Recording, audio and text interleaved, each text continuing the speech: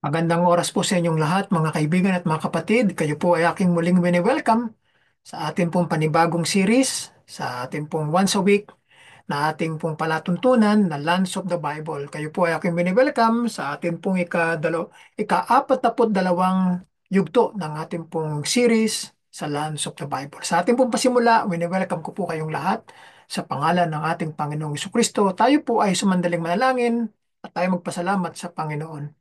Ama naming Diyos, kami po ay nagtitipon sa oras na ito upang ikaw ay aming pasalamatan at itaas namin ang iyong pangalan sa aming puso na ikaw ay aming kinikilala bilang aming Panginoon tagapagligtas. Panginoon, gabayan mo po kami sa oras na ito, sa aming pagkalahad, pakikinig ng iyong palatuntunan at nawa matuto kami sa aming mapapakinggan sa oras na ito at gabayan mo po ang iyong lingkod na gagamitin sa pangalan po ng iyong anak na si Jesus na aming Panginoon na tagapagligtas ngayon at magpakailan paman. Amen. So mga kapatid, muli, welcome kayong lahat. So at tayo po itutungo na sa ating materyales at tinatitignan ang panibagong lugar na ating pupuntahan ngayon at ito po ay walang iba kung hindi ang isa sa mga kilalang lugar dito sa atin pong ah, ayan. So, ang ating pong pupuntahan ngayon ay ito pong natawag na Magdala. So, ngayon ay siguro pamilyar kayo sa pangalang ito sapagkat ito po ay madalas na binabanggit sa panahon ng ating Panginoong Kristo at dito po ay makikita natin na dito sa ating larawan ay ito ay sakop ng Galilea sa panahon ng ating Panginoong Kristo at ang lugar ng Magdala ay nasa pagitan ng Genesaret o ng Ginosar sa panahon natin ngayon at ng Tiberias. Ang Tiberias ay hindi nagbago, no? Ganun pa rin ang pangalan niya. So nasa pagitan siya ng Genesaret at ng Tiberias. So ito yung Magdala, no? So tayo ay nasa parte pa rin ng northern part ng Israel at nasa parte pa tayo ng Galilee, no? So noong panahon ng ating Panginoong Kristo ay tatlo ang binubuo ng region na ito, no? Ang Syria na sakop ang panahon ngayon ay itong Lebanon at yung parte ng Mount Carmel, no? Tsaka yung itong Ptolemai, no? Sa panahon ni Apostle Paul, ito ay yung tinatawag na ano ba itong anong ito meron siyang significance sa panahon na ito ay binanggit sa banal na kasulatan sa panahon ng ating Panginoong Kristo. So dito sa sumusunod na region ay ang Judea, no? So Galilee, Judea, tapos Samaria, no? So itong Samaria ngayon ay nasa location ng natawag na West Bank sa panahon natin ngayon. So sa bandang kanan naman sa parting Jordan side ay itong tinatawag na Decapolis, yung 10 mga syudad na pinag-aralan natin ng mga nakaraang linggo. At dito naman sa bandang northern part ng Decapolis, sa northern part ng Jordan, ay ito naman yung pag-aari na teritoryo ni Philip Herod, no? Isa sa mga anak ni King Herod the Great. So itong mga lugar na ito ay hanggang ngayon ay makikita pa rin natin hanggang sa panahon natin ngayon. Marami sa kanila. So ito pa yung karagdagang picture na makikita natin. Sa panahon natin ngayon, ito ay tinatawag na Migdal, no? Nunia, no? Itong lugar na ito. So makikita ninyo, ito ay nasa eastern part ng Sea of Galilee, ano? Ito nga katulad dito sa bandang kanan, ito ang Tiberias, ano? At ito yung Magdala, ano? At ito naman yung Ginusar, itong Genesaret, no? Nasa pagitan siya. Itong Magdala ay medyo malapit sa konti sa Genesaret o sa Ginusar, no? At ito namang Tiberias ay medyo may kalayuan sa bandang south. So yan ang makikita natin. Kapag kapag nasa itaas, ano, ay makikita ninyo ang kulay ng Sea of Galilee, kulay green siya, no? Sapagkat kakaiba ang kulay ng tubig kapag nasa itaas. Pero pag kayo naman ay nandito sa lupa, ay titignan ninyo ang Sea of Galilee, ito ay kulay blue naman, no? Sapagkat nagre-reflect ang langit, no, sa kulay ng tubig. Pag nasa taas naman kayo, ay ang tingin ninyo naman ay kulay berde naman ang kulay. So, minsan napakahirap ipaliwanag kung bakit ganyan ang mga kulay, ano? So, makikita ninyo ang aerial ah, panorama ng kanyang pagkakuha nito ng larawan, makikita ninyo na napakaganda ng lupa, ano? Kita niyo yung formation ng lupa, ano? So, yan ang larawan na makikita natin at so, tignan natin ngayon na kung ano ang sinasabi sa atin ng banal na kasulatan patungkol sa lugar na ito ng Magdala o nasa panahon natin ngayon na yung tinatawag na Migdal. No? Siya ay kilala ngayon bilang tinatawag na Migdal at ito ang lugar ng kapanganakan at tahanan ni Maria Magdalena. No? Si Mary Magdalene na binanggit na yan ay sa Ebanghelyo ni Lucas chapter 8 verses 1 hanggang 2. So yan ang reference para kay Mary Magdalene. Siya ang babaeng pinagaling ng ating Panginoong Kristo at naging isa sa kanyang mga tagasunod. Si Mary Magdalene ay isa sa pinakamahalagang figure o isa sabihin nating individual sa panahon ng ating Panginoon Kristo sapagkat siya ang kauna-unahang tao na nagpunta doon sa libingan nung ang ating Panginoong Kristo ay nabuhay na maguli, no? Dito sa may garden tomb o sa libingan. So siya ang kauna-unahang tao, babae pa, no? At noong kinausap siya ng Panginoon doon sa garden tomb ay hindi niya nakilala ang ating Panginoon. Nakala niya isa lamang hardinero, no? At later on na hinihayag na nga ng Panginoon sa kanya na siya ang Panginoon na nabuhay na maguli at sinabi niya kay Mary Magdalene na bumalik at iulat yung kanyang nakita at sabihin sa kanyang mga alagad na siya ay muling nabuhay sa mga patay. At sabi nga ng Panginoon sa kanya na muli ay makakasama niya sila pansamantala. No? At siya ay saksi sa muling pagkabuhay na binanggit sa John chapter 20 verse 1. So yan ang isa sa mga makikita natin na marami pa rin ang tawag sa kanya, no, sa panahon natin ngayon, maging sa panahon ng ating Panginoong Kristo, ay yung tatawag na Bedel el Majdal, Magadan, Majdal, or Meddel Tarikeya. No? So yan ang pangalan ng lugar na ito ng Magdal. Sa ating pagkapatuloy, ito ay isang mahalagang sentro ng pangingisda ng panahon ng ating Panginoong Kristo. Isa siyang kilala rin, tinatawag na Tarikeya na ayon kay Josephus na isang military commander ng panahon ng Jewish Wars at binasagan din siyang Flavius Josephus ay siya ay nagpapahiwatig na ito ay isang mahalagang sentro ng pangingisda, no, sa kanyang aklat, no? Life 72. Tinukoy din ni Strabo, isang Greek geographer, philosopher at historian na nabuhay na nakatira sa Asia Minor sa panahon ng Western Turkey, no?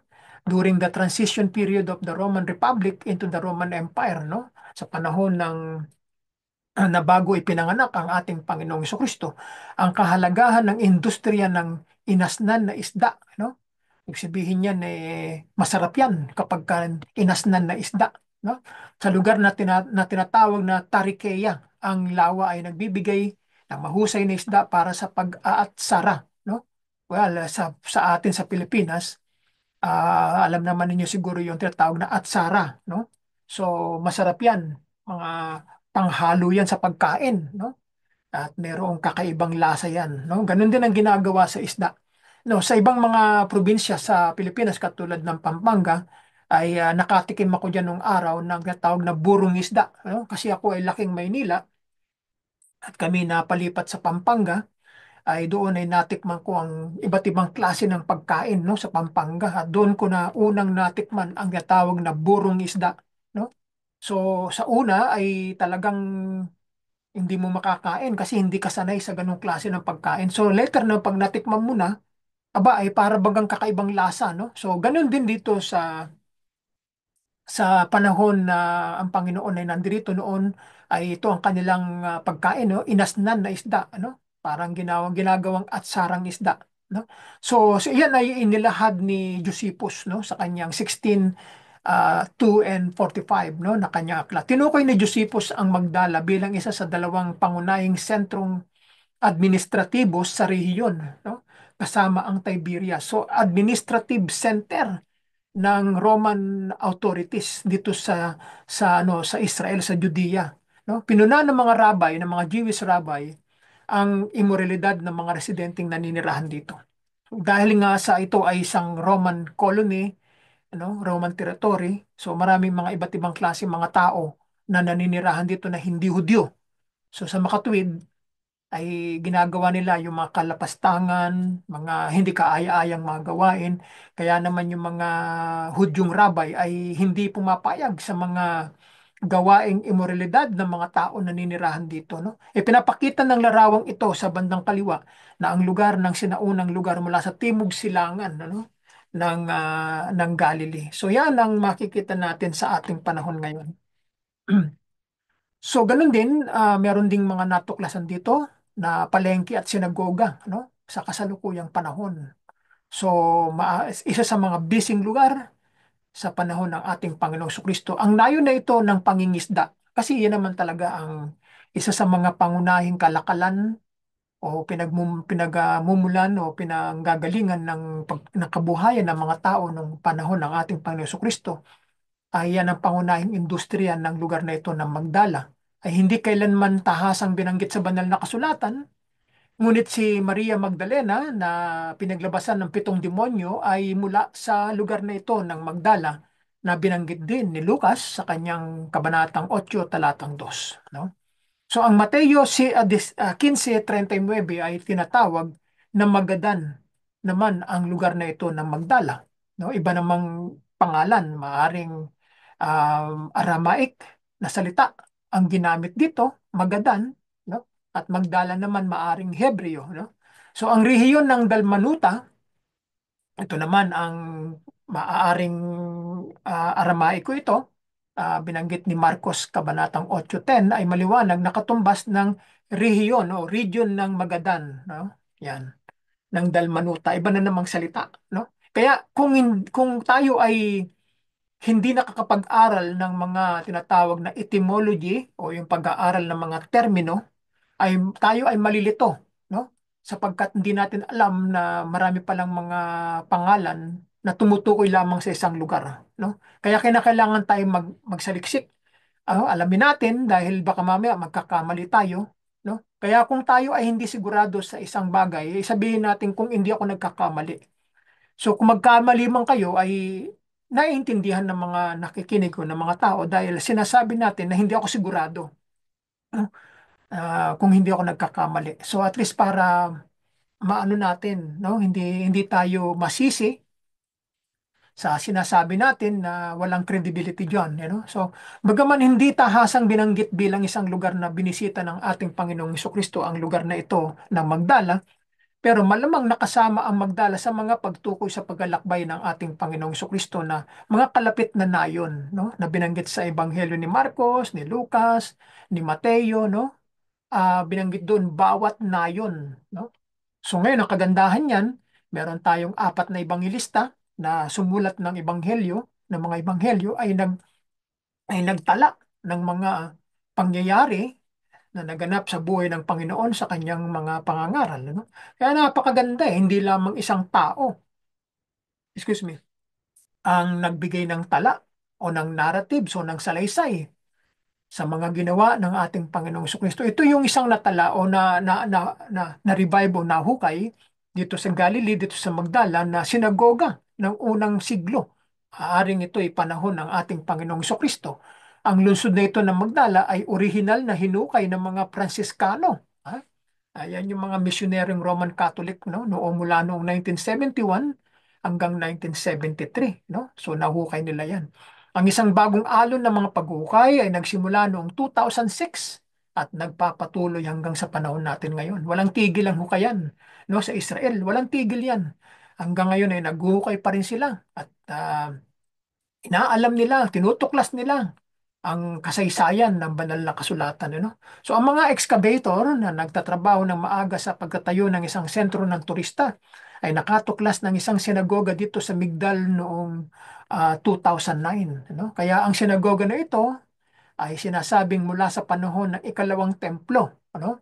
Sa panahon ni King Herod the Great, no? 50 BC hanggang 100 AD, no? Hanggang sa closing years ng first century, no? Sa pagkamatay ni Apostle John, no? So kasabay ng panahon ng ministeryo ng ating Panginoong Kristo at ng kanyang pagkapagaling kay Maria Magdalene ay naugnay ang bayan na ito o ang nayon na ito ng Magdala. Ito ang unang sinagoga nung panahon nito na natagpuan sa isang lugar dito sa Galilea.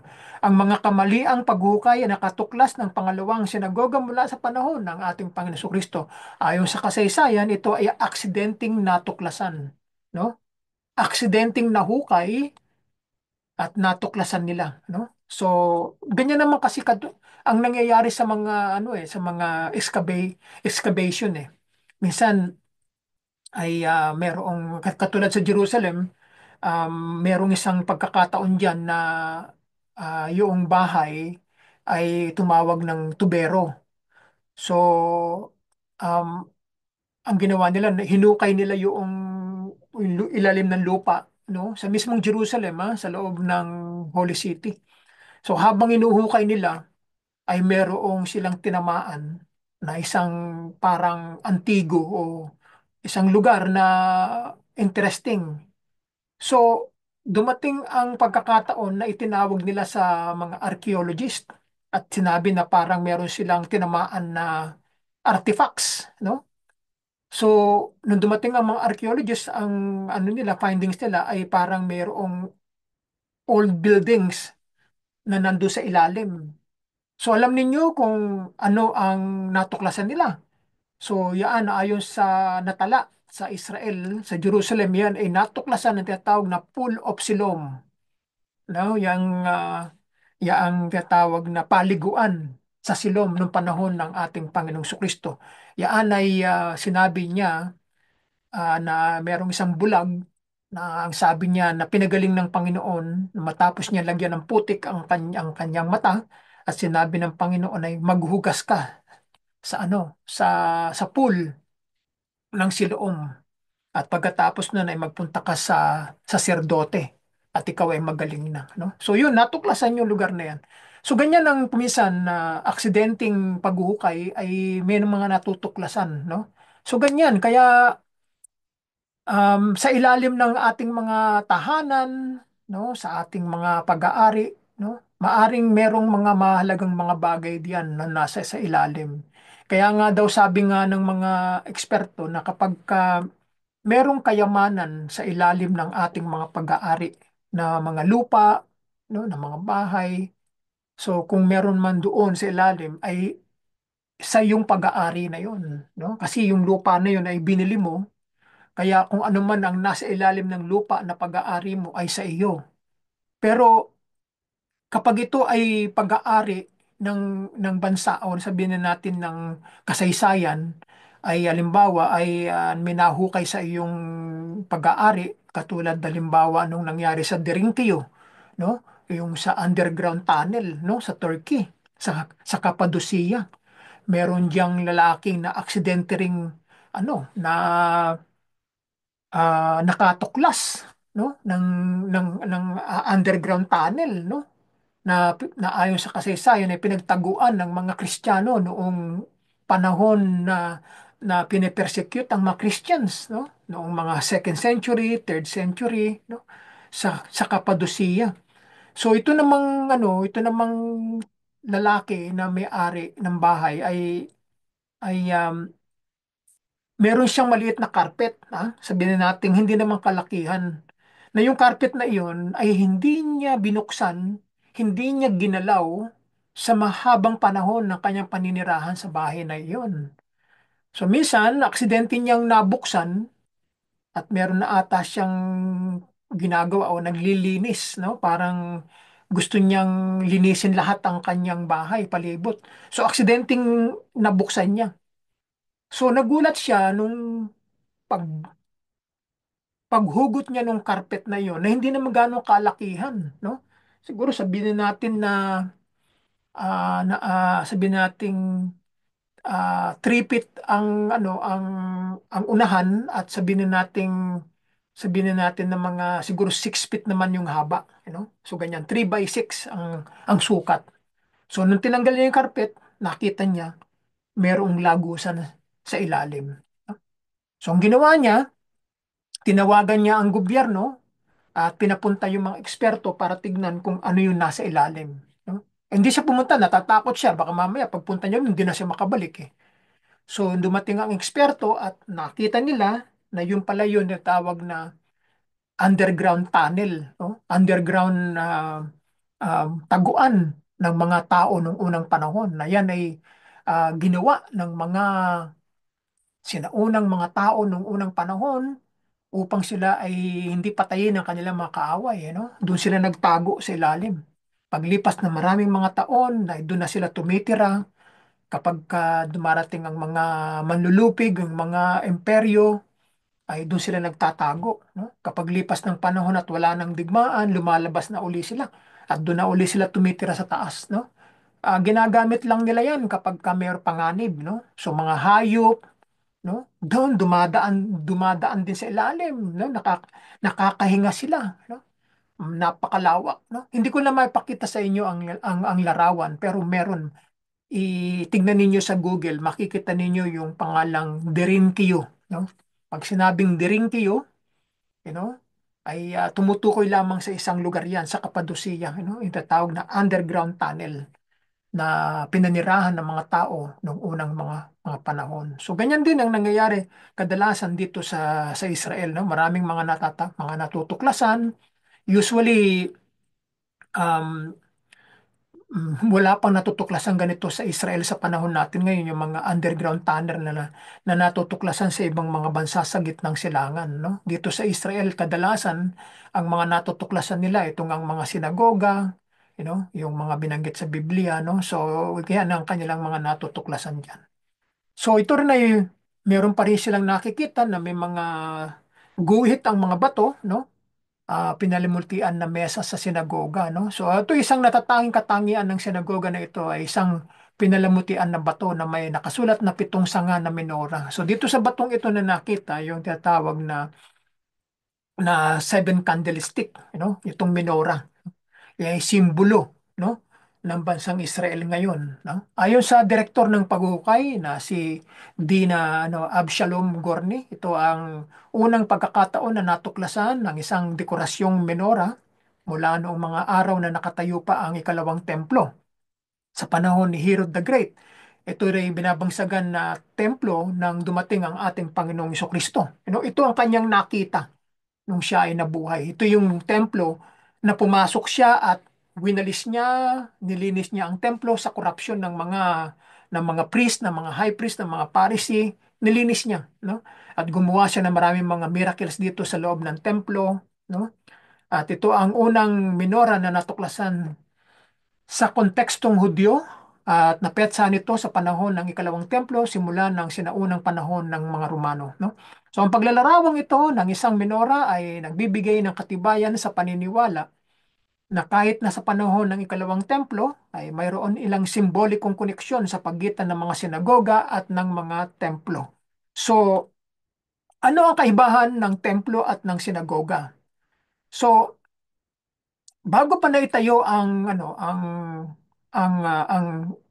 templo, no, sa panahon ni King Solomon, nung sila ang mga Israelita ay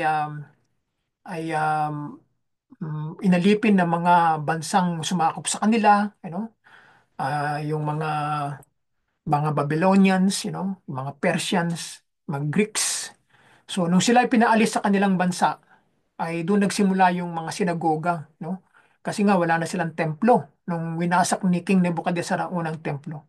So gumawa sila ng mga sinagoga na katumbas yan ng ating church building, no? Yan ang katumbas ng sinagoga nila.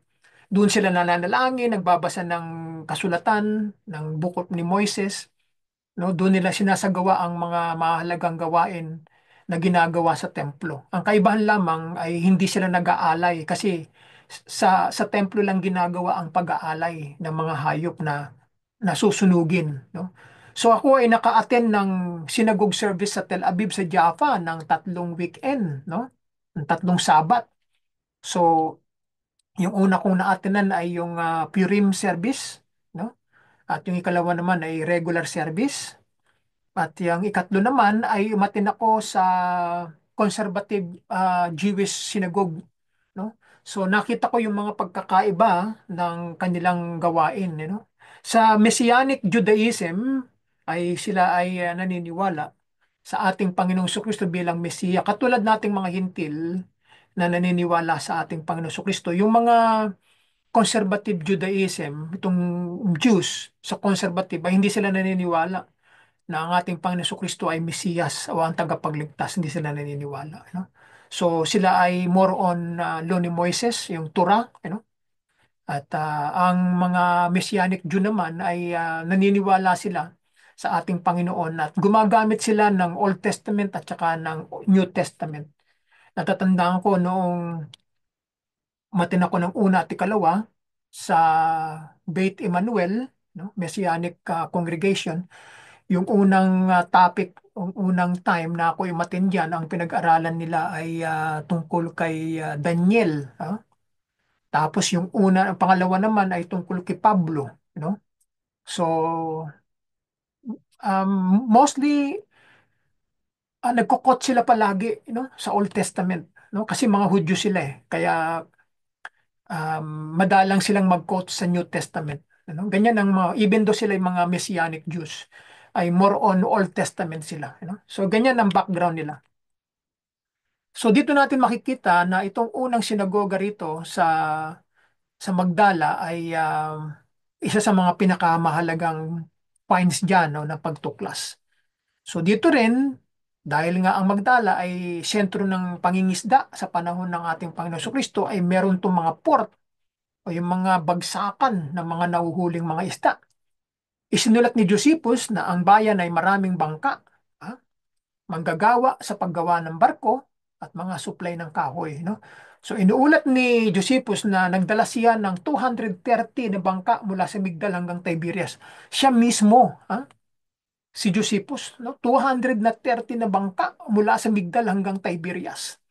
So maaaring ito ay nangyari dahil sa may digmaan ang mga Hudyo at yung mga Romano. So yan ang ginawa nila para harapin nila ang mga paparating na mga Romano. So yung mga Franciscan excavators naman ay gayon pa man ay ginamit ang daungan na ito bilang isang dam o tapunan, no? Excuse me, hindi na pagtanto ang kalagahan nito, no? So binubuo ang daungan ng dalawang bahagi. Una yung pasyalan at ang pangalawa yung silong ng palanggana, no? Ano kaya 'yon, no? Silong ng palanggana. May nakitang mooring stone sa kanlurang dulo ng daungan, no? So kung ano man ito, ah, ay hindi natin alam kung ano ang dahilan kung bakit ito ang naging daungan na mayroong dalawang bahagi. Kasi kung sino yung mga taong mga namamahala ng mga panahon yan, nagdidesisyon sila kung ano ang gagawin nila sa mga lugar na yan. No? Ginawa nilang pasyalan at mga silong palanggana naman. No? So, ang breakwater ay 20 feet. 6 meters ang lapad at 230 feet naman at 69 meters naman ang haba. So ang mga pundasyon ay gawa sa basalt. Pag sinabing basalt, yan ay mga itim na mineral, no? Na parang itim na semento na galing sa bulkan, no? So yun ang ginagawa nilang mga mga pader, no? Sa kanilang mga buildings ng mga panahon na yan. At yung mga limestone na mga boulder, no? So yan ang makikita ninyo sa Israel kapag ka na may mga paghuhukay, no? Sa Capernaum, marami akong mga nakitang basalt diyan, no? Sa harapan ng sinagog, ng White Synagogue, no? Halos karamihan lahat puro mga basalt, mga itim na mga bato, no? Mga adobing bato na mga itim na galing sa mineral ng volcanic minerals, no? So ang palanggana ay sumasakop ng 1 hektarya at may isang pantalan, no? So yan ang pag sinabing basin, na maaring ito yung lugar talaga, yung actual na bagsakan, no, ng kanilang mga produkto. So yan ang makikita natin dito. So ang lugar na ito ay talaga namang hindi makakalimutan dahil ito ang hometown ni Mary Magdalene. Kaya dito siya ipinangalan eh, no? Magdala, from the word Magdalene, ibig sabihin si Mariang taga Magdala, no? Kaya binasagang Mary Magdalene. Ito ang pinakamalaking lungsod sa palibot ng dagat ng Galilee. No? Kaya regular na nangangaral ang ating Panginoong Jesucristo dito nung nabubuhay siya. Ito ay may isa sa mga sinagoga sa Israel na nakapanatili ng mabuti. Kasi ang Panginoon kapag siya ay nagpupunta sa isang lugar, ay nagpupunta siya sa isang sinagog, nangangaral siya. No? At kung hindi man siya tanggapin ng mga tao sa loob ng sinagog, ay nangangaral siya sa labas. No? At hinahanap niya ay mga tao. So ang Magdala ay ang bayan ni, Maria, ni Mary Magdalene at kung saan pinalayas ng ating Panginoon Kristo ang 7 demonyong nasa sa kanya. You know? So bakit winasak ng mga Romano ang lugar na ito ng Magdala? No? Ito ang dahilan. So ayon sa Talmud, pag sinabing Talmud, ito ay isa sa mga scriptures o mga tradisyon ng mga Hudyo na isinulat nila na hindi kasama sa kanilang banal na kasulatan, no? Pag sinabing Talmud, mga sacred writings ng mga rabbis, ng mga sage. So hindi yan bahagi ng banal na kasulatan. Yan ay mga traditions nila, no? Yung mga kwento nila, you know? Yan ay umiral na lamang ng mga bagong kapanahunan na lamang, no? At ito yung mga aklat na ginagamit nila imbis na sana yung banal na kasulatan. So ang Magdala ay isang mayamang bayan at nawasak ng mga Romano dahil sa kasamaan sa moral ng mga naninirahan dito, no? Naging immoral ang mga tao sa lugar na ito. Kailan nawasak ang Magdala? Ang sinaunang lungsod na ito ng Magdala ay winasak ng mga Romano noong unang digmaang Hudyo-Romano noong panahon ng 68 AD, no? Noong nagrebelde ang mga Hudyo, no?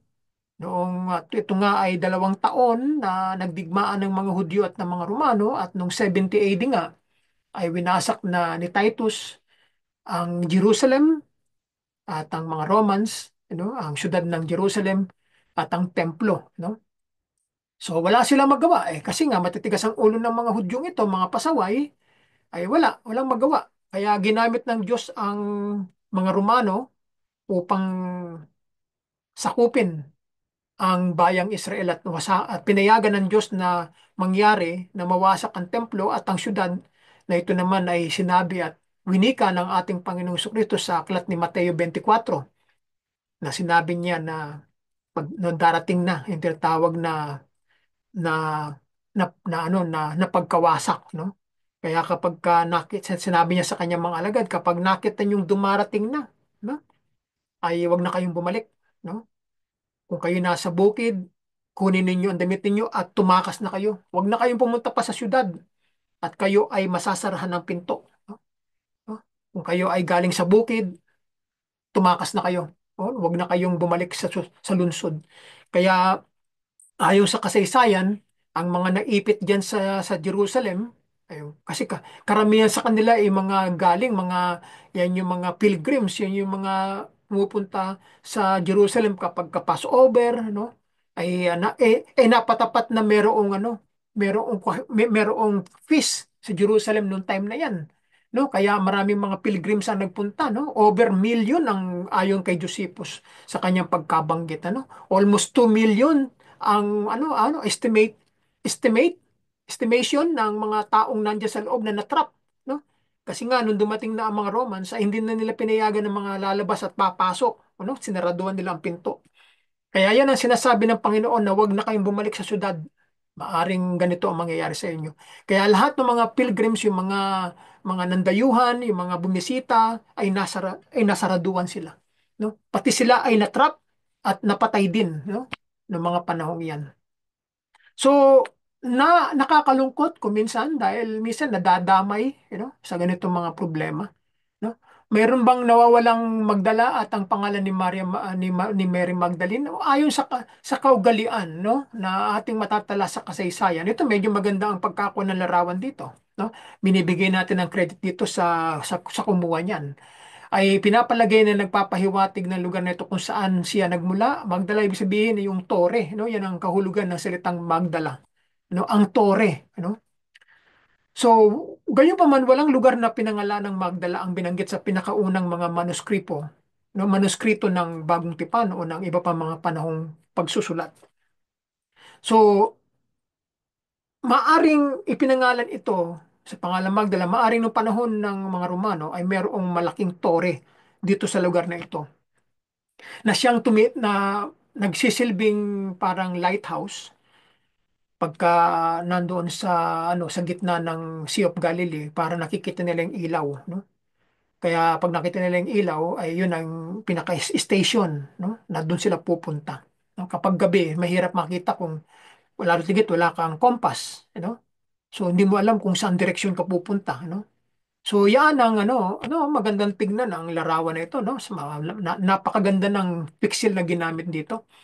So ito yung makikita natin na migdal sa panahon natin ngayon, na ito yung tinatawag na sinagog na nahukay, itong lugar na ito, no? So nakita na lang natin yung pinaka-base base na lang nung ancient na building na yan na makikita.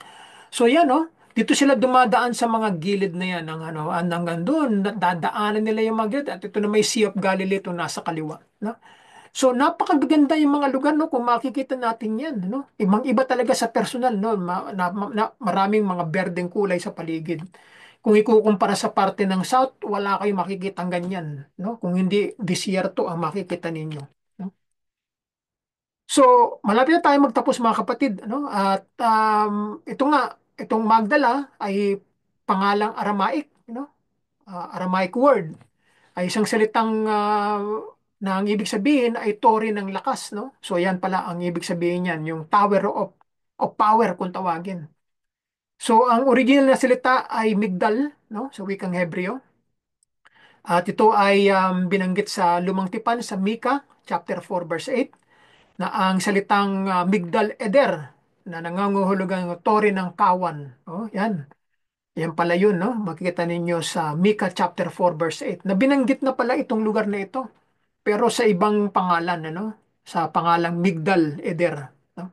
Ay naglalarawan sa anak na babae ng Sion, kung saan ibabalik ang kaharian. Itong Sion, ito yung Jerusalem o Jerusalem, Zion, no? Yan ang ibig sabihin yan. So, ibabalik ang kaharian. So, yan ang makikita natin. Ito ang tinatawag na Migdal Town, At ito ang tinatawag na Magdala sa panahon ng ating Panginoong Kristo, yung tinatawag na Migdal, So, nakaharap siya sa Sea of Galilee. So, yan mga kapatid, Yan na ilan sa mga background na makikita natin dito na ito naman, ito sa Mount Arbel, Nandito siya sa taas ng Mount Arbel, makikita mo naman yung mga syudad, mga lugar doon sa ilalim, Makikita ninyo ito nga, Migdal itong lugar na ito, at ito naman kay sila ay nasa bundok ng Arbel, So, yung background ng kasaysayan na ito ay isiniwalat na mga paghuhukay, ang nalibing na Seaport City na ito noong 1960. Excuse me. At na maglaon ay mas marami pa sa Magdala ang natuklasan kamakailan noong 2009. Patuloy pa rin, Umaasa ang mga archaeologists, mga geographer na marami pa silang matutuklasan, sa darating na panahon. Pinaniniwalaan itong tinakpan ito ng isang flash flood, sa huling bahagi ng first century, dahil walang nakikitang mga barya o artifact na dating lumampas sa 67 AD, Wala silang nakita, eh. Ito ay isang nayon ng pangingisda na may isa sa mga pinakamalaking pamilya ng isda sa Hilagang Galilea. Mayroon itong isa sa mga pinakamatanda, napanatili ng mga sinagoga sa Israel, Kaapat yung sinagoga na ito ay ginagamit noong panahon ng ating Panginoon Kristo, at tiyak na siya ay nangangaral sa lugar na ito, ng regular, So ito nga, binanggit sa Mateo chapter 4 verse 23 na nilibot ng Panginoon ang buong Galilea na nagtuturo sa kanilang mga sinagoga at ipinapangaral ang ebanghelyo ng kaharian. At pinagaling ang lahat ng mga sakit at lahat ng mga kapigatian sa mga tao. Di ba? Napakabuti ng Panginoon, napakabait niya. No? Nagkatawang tao ang Diyos sa katauhan ng ating Panginoon Kristo at muwaba at inabot niya ang mga taong nangangailangan ng tulong. Pinagaling, no? Pinakita, nakakita ang mga bulag, nakapagsalita ang mga pipi, at nakakarinig ang mga bingi, Yan ay hindi nakita ng mga propeta sa lumang tipan. Kaya nga sinasabi nga, sa mga propeta sa lumang tipan na ninanais ng mga tao sa panahon nila, na makita yung mga bagay na ito, ngunit hindi nila nakita, no? Kaya sa panahon na ito ng Panginoon ay natupad ang sinabi ng mga propeta sa lumang tipan, na sa panahong iyan darating ang panahong punong-puno ng pag-asa, no? sa panahon na dumating ang ating Panginoong Kristo. So, sa isang pagkakataon, pumunta ang Panginoon, no, sa isang lugar na ito pagkatapos niyang pakainin ng 4,000 ang mga tao sa silangang bahagi ng dagat ng Galilea, sa parte ng east, parte ng Jordan, tapos nagpunta sa west, no? Kasi ganun naman ang ginagawa ng Panginoon eh. Kabilaan lang, pagkarating ng east sa parte ng Jordan side, pupunta ng parte ng west sa Israel side. So kaya nga ito sa Matthew chapter 15 verse 38 to 39, no? Ang sabi rito ni Mateo na at kumain ay 4,000 mga lalaki, hindi kasama ang bilang ng mga bata at ng mga babae. At pagkatapos ay paalisin ng mga tao, sumakay siya sa bangka at pumunta sa rehiyon ng Magadan o ng Magdala, no? Sa kabilang panig papunta sa Israel, no? So ang Magdala ay may tinatayang populasyon na humigit kumulang na 8,000 to 10,000 ng mga taong naninirahan noong panahon ng ating Panginoong Kristo. Napakarami niyan. Excuse me. Isang lugar na kung saan ay sentro, isa sa mga sentro na ng mga taong naninirahan sa isang lugar. Mayroon itong daungan ng bangka na may fleet na humigit kumulang na 230 na bangka ayon kay Josephus, no? Itinala niya. Sa ngayon ay ginagamit pa rin ito bilang paglulunsad ng bangka at maraming bangka ang nakaparada sa ilaga lamang ng mga lugar na ito, no? So mayroon itong pambihirang replika ng bato ng templo sa Jerusalem na may detalyadong mga ukit na nagpapakita ng iba't ibang aspeto ng templo. So yan, pinakita natin kanina yung batong may nakaukit na menorah, yung seven candlestick, yun yung binabanggit diyan, no? So, ito pa mga larawan na ito, makikita natin na ang bayang ito ay tanyag na mananalaysay na Hudyo na si Josephus, no? Ito ay pagkat dito siya gumagalaw ng mga panahong yan, kumikilos. Ito ay bayan ni Mary Magdalene, no, na binanggit na siya pinalayas sa pamamagitan ng 7 demonyong nagpapahirap sa kanya. Ito ang isa pinakamalaking lungsod ng mga Hudyo sa paligid ng dagat ng Galilea. Ang lugar na ito sa paligid ng Magdala ay tinatawag na Migdal, na ang Hebreng pangalan para sa Magdala. So ang Magdala ay naging sentro ng panghimagsik, no? Laban sa Roma at isang pinatibay na base para sa mga rebelde noong unang pag-aalsa ng mga Hudyo na nagsimula noong AD 66. Kaya no wonder, winasak ng mga Romans ang bayan na ito dahil nga dito ang sentro ng depensa ng mga Hudyo, no? Walang magagawa kasi yan ang pinaka base, so sisirain ng mga kaaway ang lugar na iyon para hindi na muling maitayo, no? Kaya noong AD 67 hanggang 68, tatlong Romanong legion na pinamumunuan ni Vespasian na ama ni Titus ang nakarating sa Magdala. Ha? Hindi pa siya emperor ng Rome nito. Nagsisimula pa lamang na makilala siya dito, no? At pinalibutan ng lungsod, no? Matapos ang pagkatalo nito, sinubukan ng marami sa mga rebelde na tumakas sakay ng mga bangka sa kabila ng Galilea na may masamang resulta. Tumakas sila no? Papunta sila ng Jordan, no? Ang mga Romano naghihintay na doon sa Pangpang Oh. O saan sila pupunta? Norte, naghihintay din ng mga Romano doon sa parte ng norte, no? So ang mga Romano ay nakibahagi sa kanila sa isang labanan sa dagat, pinatay ang lahat ng napakaraming bagay na ang tubig sa dagat Galilea naging pula sa kanilang dugo. Isa pang 1,200 ang pinatay sa kalapit na Tiberias, no? Sa natitirang mga mamamayan na Magdala, no, 6,000 ang ipinadala upang magtayo ng isang kanal sa Greece. 30,000 naman ang ipinagbili bilang mga alipin, no? Yan, ganyang karaming mga tao. Ang mga tinanggal, pinaalis, no? Ginawang mga alipin at dinala sa iba't ibang panig ng Roman Empire, no? So, ang lungsod ni Mary Magdalene na Magdala ay minsan lamang nabanggit sa banal na kasulatan ayon kay Mateo 15:39, no? At dito ay nakasaad na dumating si Jesus sa region ng Magdala. Gayon pa man, no, kahit na sa pagkakataong ito, ay isinalin ng New International Version ang Magdala bilang Magadan, no? Yan ang ginamit na salita. Ang lugar ng Magdala ay nauugnay din sa bagong tipan sa pangalang Dalmanuta. No, kapag nakita ninyo yung salitang Dalmanuta, Magadan, tumutukoy sa Magdala, no? Na makikita sa Mark chapter 8 verse 10. No, isa lang ang lugar na binabanggit niyan, ngunit ibang mga pangalan ang nabanggit, no? So, meron tayong mga ilang mga teksto na makikita natin sa Mark chapter 4 verse 23, Matthew chapter 15 verse 38 to 39 at Luke chapter 8 verse 1 to 3 ay tumutukoy sa event na nangyari dito kay Mary Magdalene at sa mga pangangaral na ginawa ng ating Panginoon Kristo dito sa Galilee. Ay ito ang mga natala, no, ng mga salita na makikita natin na nagpapatunay na ang Magdala o ang Magadan ay binanggit sa mga ebanghelyo na nagpapatunay na dito ay isa sa mga lugar na ang Panginoong Kristo ay nangaral at nagsalita tungkol sa kaharian ng langit. No?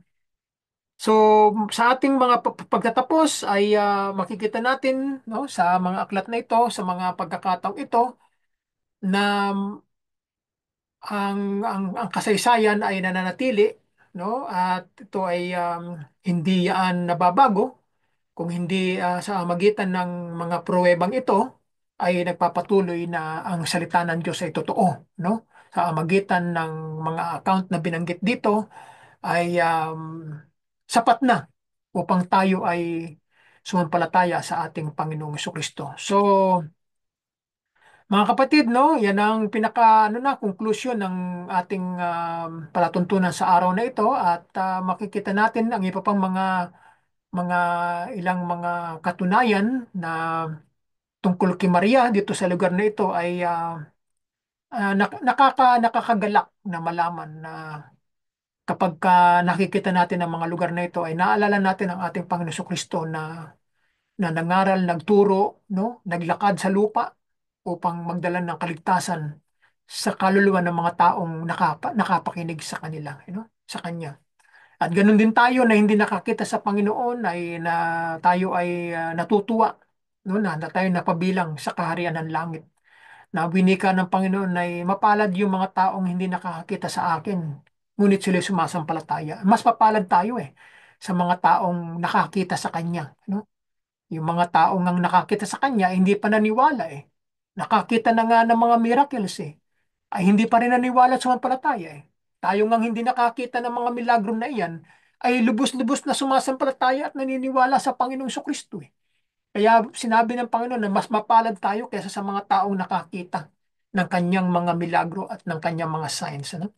So, yan ang ilan sa mga iba pang mga makikita natin na karagdagang mga kaalaman na mga magbibigay sa atin ng mga kaalaman sa lahat ng panahon ng ating buhay.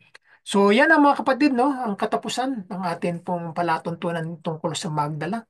At nawa ay maging karagdagang kaalaman sa ating lahat ang ating napakinggan ngayon at magamit natin sa ating mga pag-aaral, sa ating mga sariling mga devotions para sa pag-unlad natin bilang mga Kristiyano at maibahagi din natin sa mga tao na kapos sa kaalaman upang lalo pang lumago ang kanilang pananampalataya sa ating Panginoon Kristo. Mga kapatid, ako magpapaalam na. Maraming salamat sa lahat at ang papuri at pasasalamat ay sa Diyos lamang at ang pagsamba sa Espiritu at katotohanan ay para sa ating Panginoon Kristo lamang at ang pag-ibig at ang gabay na ibinibigay sa atin ng Diyos ay para sa Holy Spirit na nasa sa atin. Ano? So pagpalain tayo ng Diyos sa lahat ng panahon natin ng buhay at sumayin niyo ang kanyang biyaya at pagkapala. We'll see you again and bye for now. Have a great day, everyone.